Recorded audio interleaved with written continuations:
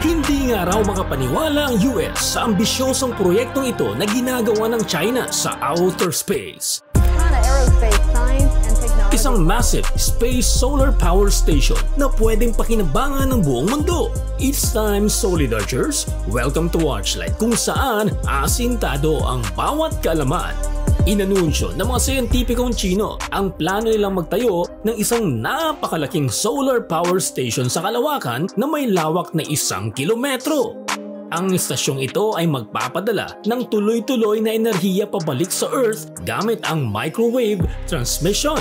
Ang proyekto ay gagamit ng super heavy rockets upang dalhin ang mga bahagi nito sa geostationary orbit sa itaas ng mundo. Tinawag ito bilang another Three Gorges Dam project above the Earth dahil sa laki at lawak ng epekto nito sa enerhiya. Ang Three Gorges Dam na matatagpuan sa gitnang bahagi ng Ilog Yangtze sa China ay ang pinakamalaking hydropower project sa mundo. Ito ay nakakabuo ng 100 bilyong kilowatt hours ng kuryente taon-taon. Ayon sa isang siyentipiko mula sa NASA, napakalaki ng dam na ito kaya kung mapuno ito ng buo, ang bigat ng tubig na nakapaloob dito ay maaring magpahaba sa haba ng isang araw sa Earth ng 0.06 microseconds. Ano naman ang magiging mahalagang gamit ng space solar station na ito? Magkakaroon ng mas malinis at walang hanggang enerhiya. Ang solar power ay renewable energy na hindi apektado ng gabi o masamang panahon. Mas mataas na energy efficiency. Ang solar power sa kalawakan ay may 6 hanggang 10 beses na mas epektibo kaysa sa solar panels sa lupa. Suporta sa malalayong lugar. Pwedeng magbigay ng kuryente sa mga remote na lugar at disaster zones. Gaano ka-powerful ang solar power station ng China? Ang Space Solar Power Station o SSPS ng China ay inaasahang makakabuo ng megawatts hanggang gigawatts ng enerhiya na mas malakas kumpara sa kasalukuyang mga solar farm sa lupa. Narito ang tinatayang kakayahan nito. Estimated power output. Sa early phase sa 2028, 10 of kilowatt hours for testing.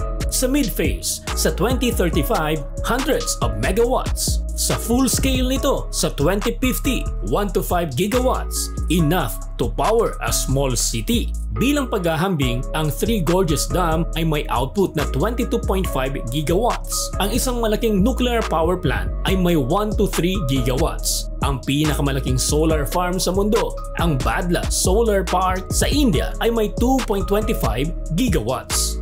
Bakit ito napakalakas? 24/7 na produksyon ng enerhiya, hindi apektado ng panahon o gabi, hindi nangangailangan ng malaking lupa, hindi tulad ng mga solar farm na nasa lupa. Mas epektibong pagsipsip ng solar energy, walang hadlang mula sa atmosfera.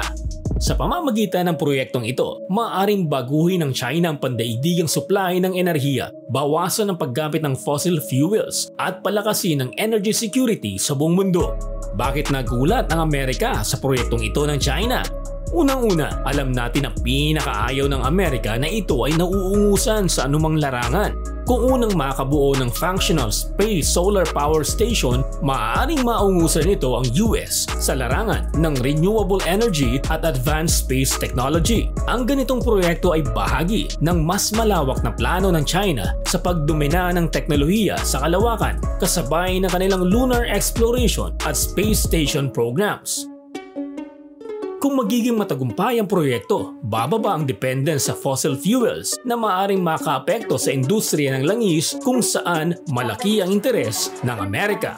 Ang bansang may unang space-based solar power system ay maaaring maging pangunahing supplier ng malinis na enerhiya na magbibigay ng geopolitical leverage sa China. Sa ngayon, hindi lang kasi ang China ang bansang may plano para sa mga solar satellite arrays. Ang mga US company na Lockheed Martin at Northrop Grumman, pati na rin ang European Space Agency at ang JAXA ng Japan ay nagsusuri rin ng teknolohiyang ito. Nakaschedule pa nga ng Japan ang paglulunsad ng isang maliit na proof of concept satellite ngayong taon upang suriin ang posibilidad ng paggamit nito. Magiging threat nga ba ito sa US space programs dahil tila nangungulelat daw ang US dito? Dahil habang sinusubukan pa lamang ng NASA ang konsepto ng wireless power transmission, mas advanced na ang China sa pagbuo ng ganitong teknolohiya. Ang proyekto ng China ay hindi lang tungkol sa solar power, kundi may malaking epekto sa global power dynamics. Hindi lang ito tungkol sa malinis na enerhiya, kundi isang malaking hakbang sa geopolitical, economic at military strategy. Kaya't nagulat at nag-aalalang mabuti ang Amerika sa mabilis na pag-unlad ng China sa teknolohiyang ito. Kung meron man kayong suwestyon o opinion, mag-iwan lamang na iyong komento sa ibaba. Solid Archers, it's time